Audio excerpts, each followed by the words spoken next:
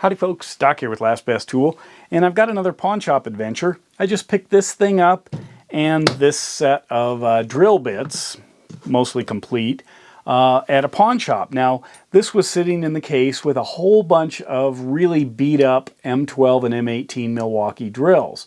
And I recognize this right away as being something different. I didn't have one. I did have the die grinder, and I've done videos on this, and one of the things I've pointed out is it really is wildly underpowered. It's great if you don't put a lot of pressure on the driving side, but if you do, it tends to stall out and then you have to pause. Now, the other thing I noticed is this had the M12 XC6.0 battery. I looked this up. The battery alone is $119. The tool alone, this is the 2438-20. It's the bare tool Milwaukee, as you can see here, as what they looked up. It is the Sander polisher. It's basically a one-way drill. This sells for $189 bare tool, so $189 for this, $119 for this. They were asking $49. I offered them $30, and they took it. They asked $15 for this set of these titanium coated Shockwave quick lock drill bits. I offered them $5. They took it. I paid $35 for this, for both of these, or for the battery, for the driver here, or the polisher, and for this set. And what I was really after was quick lock drill bits. I just find them really handy. In fact, I've got a project going on that I'll get to where I've ordered some for an overlanding kit, but they come in really handy, especially if you've got, you know, a traditional, like a Surge or something that's a bit driver. But back to this guy. I pointed out to them that it didn't have the extra handle that's designed to go in the side of it. What I've got here is a bolt that I knew fit into this. I'm probably just going to build a handle or maybe get a longer bolt and maybe put something over it, just to have that, because sometimes driving it, controlling it. How this thing works, well, there's a button on the top here, allows you to lock this, traditional kind of thing, like an angle grinder. I can spin this out. If I want, I can get other attachments. There are quite a few, both Milwaukee and other brands, that would screw directly in here.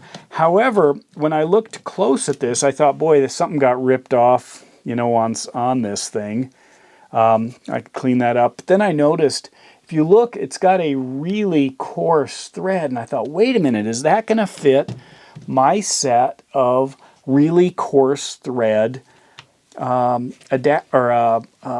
here? And in fact, it does. And I've got a whole box of them.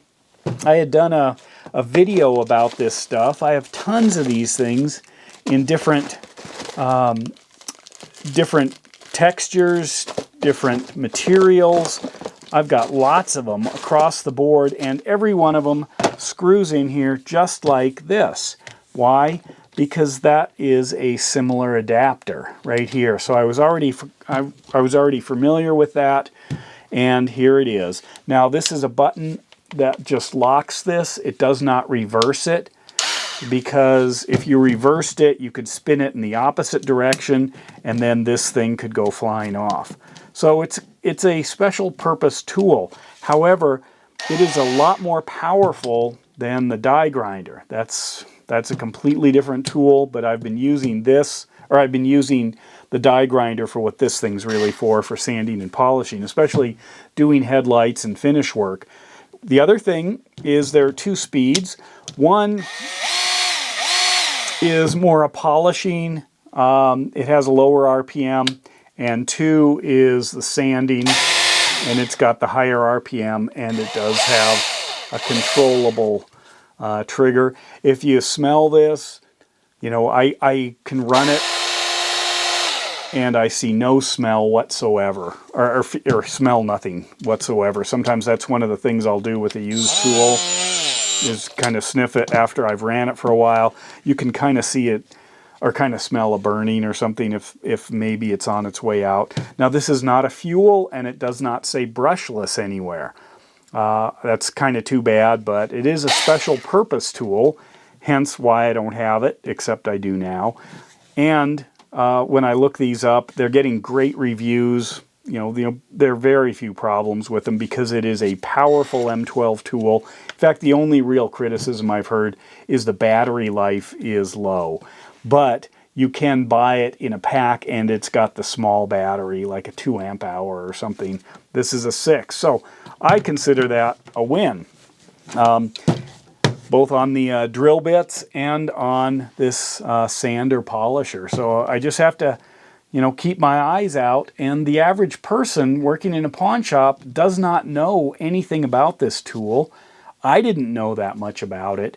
And to them, most of these batteries are all the same. It doesn't matter if it's a 6 or a 4 or a 3 or a 2. It's the battery. It comes with a battery. And this must have been how it came into the shop. But anyway, there it is, another pawn shop treasure. The M12 polisher or sander polisher. And with that, Doc out.